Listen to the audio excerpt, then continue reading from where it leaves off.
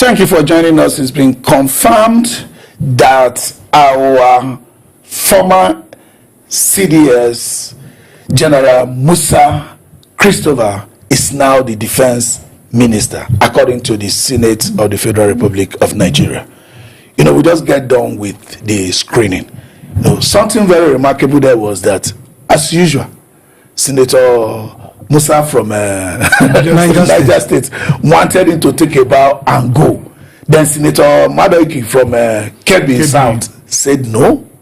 In the midst of all this insecurity, and this man has come to spearhead the fighting of the insecurity, he shouldn't take a bow and go. He should let us know how he wants to go about it. I think it took intervention of the Senate president to say, oh, we can't waive this in a time like this. Let me get started. Senator, Madoki, that called him to duty. This is very, very unusual of what we see in the Senate. Does it appear that the children that were kidnapped got to him, and he needed to hear what the general was going to say about the kidnapping of those children, especially how it pertains to the withdrawal of the troops guarding the school just before the attack. Let me hear from you, Peter, first. Yeah, thank you for this opportunity. I tell people this most often that Nigerians know what to do. We know what to do. Most times we decide to play ignorance to what we're supposed to do. How can you come for ministerial clearing or appointment without telling the Congress what you intend doing? What is bow and go? Yes, we know you as a person, but come and tell us what you intend doing. Let's Nigeria evaluate you. I'm glad that somebody spoke up. So some people are so used to the old ways of doing things. It's like time we move on. This is a critical position you're giving somebody to man. I don't want the person to come and explain to Nigerians how they to tackle these issues that's held back. Insecurity has held this country back. We cannot but tackle it. Our economy will not grow. So I praise this guy from KB for demanding an explanation. And glory, the minister did wonderfully well. It makes Nigerians have peace that we've appointed the right person into the right office. He told Nigerians what he's going to do. I said something that I mentioned the other day. That general that was killed, he says going to investigate it. How can a general send a message to the office and bandits go hold of it? How can we send military people to go and occupy a school after 30 minutes of their leaving? Bandits struck.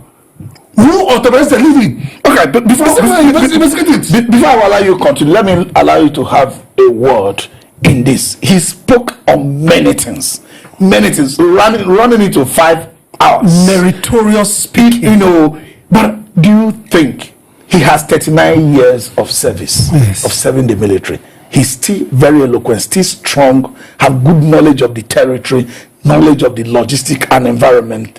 Do you think the only power that is now above him, as it is the president, that the president is going to give him the support to achieve what he wants? Because he said, we are still going to be coming back to you, Senate, to tell you, how we're going to close up all the gaps that is still existing. He talked about many things, but do you think he's going to get that moral support? From his speaking, he appears ready. You think he's going to get that moral support? And what do you think can be any encumbrance to him achieving the result Nigerians are expecting of him? First of all, I want to say congratulations to General Musa. It's a call to duty, not just a call to... He has distinguished himself as a military person. He has gotten to the highest level of military hierarchy in this country.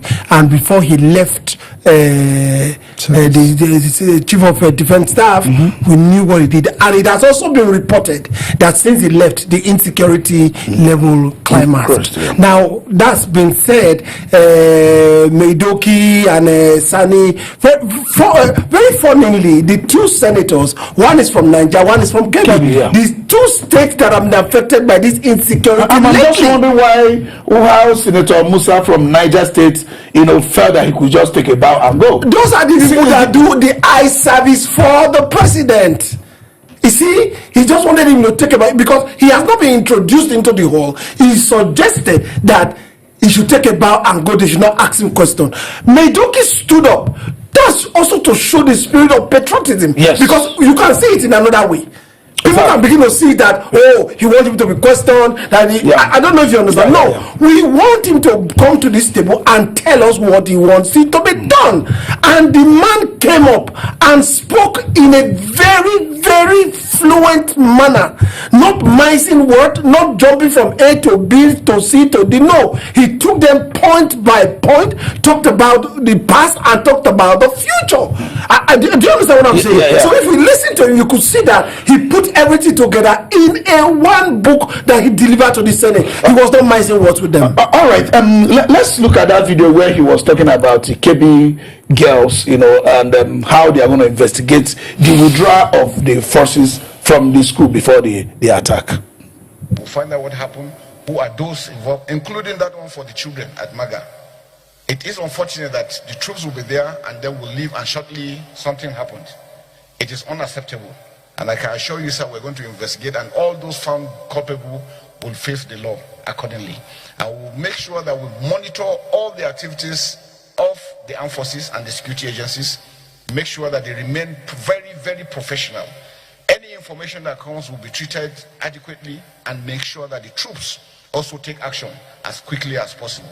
But I want to assure Nigerians that, sir, coming on board, having served 39 years all through my career in the armed forces, we have seen what is going on, we have understood what is going on, and we know what we need.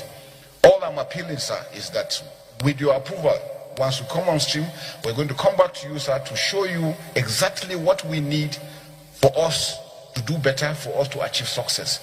We can win this war, but we must work together. We must get the support. Because I can tell you, not calling members, there are still a lot of gaps within the armed forces that is also mitigating against them be able to achieve success fully into what we're doing. And like I said, we need the state governors, we need everyone to be on board for us to be able to achieve. All right, that was a shot from NTA's screen. So he talked about how they are going to, investigate the withdrawal of this troop, especially, talking about how to coordinate governors and everybody getting involved in this work. In particular, this investigation of the withdrawal of that troop before the bandit struck. It's okay to tell us you are going to do it. Are Nigerians going to peg a time to it? Is he going to be telling us what happened between now and the Christmas, or before the end of this year, or is going to come back to tell us that investigation is on? Nigerians are not interested in this insecurity. It is at the topmost of everything we are doing. Even though the APC tried to ram into politics sometime yesterday, donating buses to Renewed Hope ambassadors and all that, Nigerians are putting this insecurity at the top of agenda. Are we going to hold him responsible for the outcome of this investigation? Because we really want to know. The whole world want to know, not just Americans. The whole world want to know how Nigeria has become complicit in allowing terror to fester. The major issue up here, we don't do post-mortem of a lot of things. Things just happen and we sweep under the carpet. So for him to achieve, not even for Nigerians want to know, for him to succeed in his office, he needs to know what happened. He cannot stop this from happening again if you don't know the root cause. So there must be a post-mortem of a lot of things that happen. How come this people were withdrawn? He needs to know what led to it. They might have good intentions, but when the reason why he was done, see that he has backfired, it will stop it from happening tomorrow. How come this church in Kwara was attacked when ministry had information? This is, you need to investigate them, know the root cause. Now, yes, we as citizens, we need to know why it happened. But for him to succeed in his office, he needs this investigation. He needs to know how our brigadier general was killed like a fowl. How come the troop he was leading was overrun by militants? He needs to know what led to it. How did his information that was supposed to stay with the military get to the hands of the militants? Who is the more inside? If he does not do this post-mortem, we'll go nowhere. Remember, I'm out there this election. We talked about the last election, there was a glitch. Have any done post-mortem? What caused the glitch? No. We've moved on. we easily moved on this country without looking at what caused these things. If you don't know what caused it, how are you going to resolve it? All right. Governor Idris was very, very vocal when there was kidnapping in Kebbi State. You know, that the 24 girls need not be kidnapped because they received intelligence ahead of time. And they shared it. And they shared intelligence and the troops were deployed. Unfortunately, somebody withdrew that troops just before the attack. And General Musa is here telling us that he is going to investigate that. How long will Nigerians wait for the report of that investigation? We want to know these people that are working and their work is advancing the cause of terrorism in Nigeria. First of all, if you permit me, I'd like to say something you said on the sideline, talking about the president launching the Renew Hope agenda when we're in turmoil. Yeah. How can the president be distributing buses when what is on the top of agenda now to Renew Hope agenda ambassadors? When what is on the burner right now is insecurity. As of today in Kogi State, there was some shootout. Yes. In Kogi State today, and the president is concerned about coming back when we see how close to about 2 years to the election. This is insensitivity from the authority. Whoever are the handlers of this thing should take note and know that these things are wrong. Yeah. And today is the day that the Senate president, the whole Senate, is screening the nominee of the president. The attention should have focused on that one. And yesterday, we had glowing tribute to the president that he's putting the right peg in the right hole. But they came to water the whole thing down by distributing buses. Well, Governor Idris of Kebbi State, for example, if you look at it, is it the governor of Zamfara, Dauda, or forgotten his name now? Lawal. He gave an interview sometime back in 2024 and said that there are terrorists that they have arrested and brought them to Abuja and they freed them. He said these people, we know where they are, we know who they are, we know where they stay. We know their parents. He said we know their parents. But when he said that, who spoke with us? Did the DSS speak? Did the military speak? Did the police speak? Who spoke? Now, the same thing with Idris. He has spoken. This is, I gave intelligence report. Don't also forget, he's not the only one that has given intelligence report. They are attacking Kano. They told us that they gave a prior intelligence report. And nobody did anything about it. Attacking Yelwata. The same thing. The same thing. How come nobody? Who did the report get to? Who did the signal get to? So you think Musa is going to get this investigation reports out and Nigerians will know? He has promised us that this is what he's going to do. We are going to hold him to his words. We are going to hold him to his words. And this post-mortem that we have always talked about. Let me just digress a little bit. Even in sport, when our what's it called? Our sprinter couldn't participate because he was not registered. The minister then that is in commerce now, wherever he is, said the heads are going to roll. Why the head has rolled? Nothing has happened. So I cannot believe it because very dark man said something. Since I invited him to his house, one of the things they discussed, he said he should give me every information he has about the water. You see, there's a man that shows with his work. Before his confirmation, this a private citizen just telling us what he had discussion he had with him. Say he followed him, he saw he was in Benue. He should give me every information he has about that place. And these things, we need to look at it properly. If we don't do it, we'll move forward. And you know, Madam Hype need to operate. For them to have gotten that signal they didn't act, you need to know why they didn't act.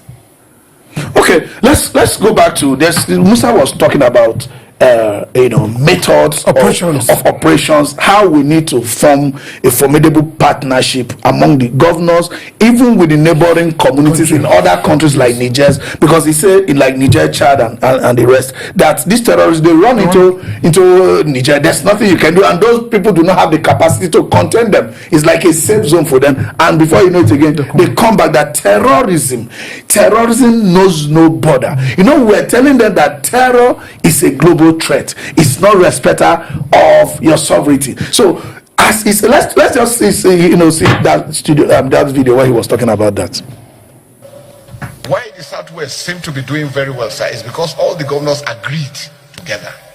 And that's why regionally governors must come together, because 2, 3 are better than 1. And that's why for us to them to understand that the bandits do not respect border. They do not at all. They are, in fact, where they get their strength is their ability to run when you attack them, especially around Sokoto area. They enter Niger, and once they get to Niger, you can't touch them. So thank you for looking at that, and I want you to look at it. How can we coordinate this terror beyond our borders? Niger has a military leadership. They are not in ECOWAS, working with us like before. How are we going to be able to coordinate this fight against terror? They still have some international multi-international forces, roaming that area. Musa has told us, that's the new Minister for Defense. He said they have been bordered between Mexico and the US. He said, and it stretches long. He said we can build a border. That's number one. Then number two, what I wanted to say, if you look at Israel, they looked at their October 7 attack and they fired some of their generals that were lackadaisical in their approach. Those are some of the things we need to start doing. From the ministry that oversees the defense apparatus, the army, the navy, and the air force. Of course, he has that power to oversee them, bring in their report, and recommend because they have a board. And I think for us to get anything done, this higher region, there should be cooperation. No matter how we want to flood them out of Nigeria, if we don't have a working relationship with Niger, Chad, and other Burkina Faso, those who are surrounding Nigeria, this Sahel group region, is not going to work. As he said, if we push them, they'll run into this country and they'll come back. Okay, so if we have a relationship with these people, but can I put this to you? Dramatically, most of the problems Nigerians are facing are not even in this Sahel region.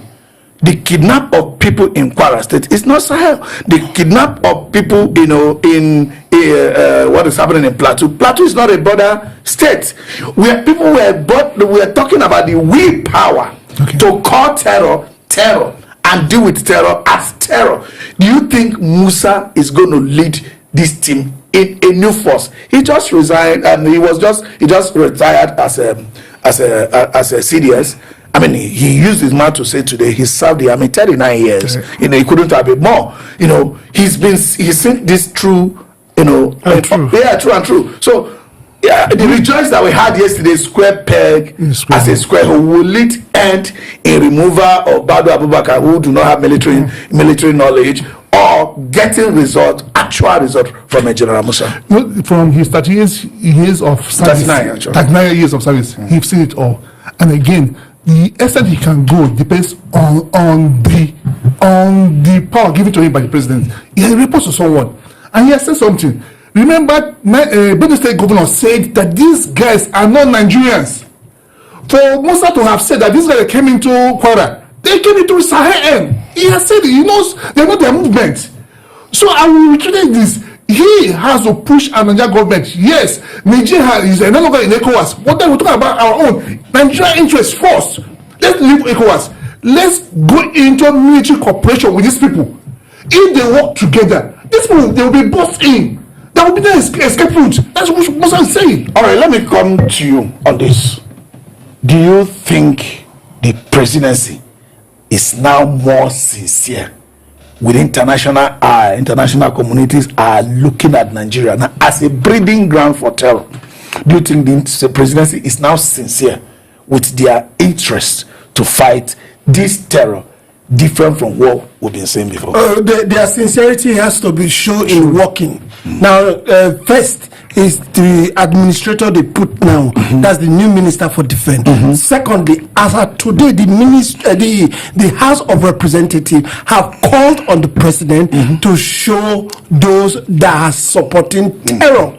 I mean, sponsors of terror, supporters of terror. The House, from what I read today, has also removed the person in charge of the Committee on Defense because he has questions to answer. Matawale, that is also a minister right now, has also been alleged to, because he's not just only alleged, he said he has spoken to them. Do you understand? He should first of all be removed as Minister of State for Defense. The office of the NSA too need to be reviewed, whether the job is too big for him. Rebuttal. Do you think so many other things the NSA office should be reviewed? Not necessarily that Rebadu, is a sympathizer of a terrorist. We've not seen his words appear like he's sympathetic with terrorists. But do you think he has the capacity, having police background, do you think he has capacity to really coordinate the office of NSA? Let me come to you from how banking industry works. If there's a crime,